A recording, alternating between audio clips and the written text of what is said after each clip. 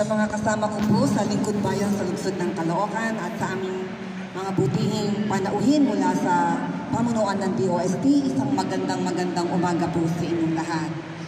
On behalf of our City Mayor, Mayor Adiel Gonzalo R. Malapitan, it was a great honor to receive the mobile command and control vehicle given to us by DOST.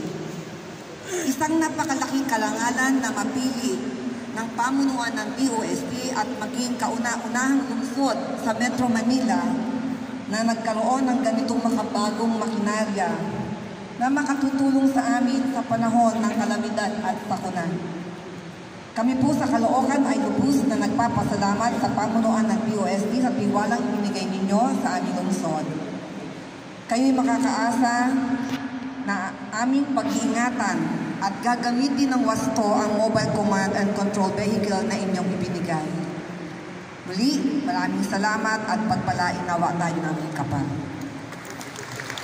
Thank you very much.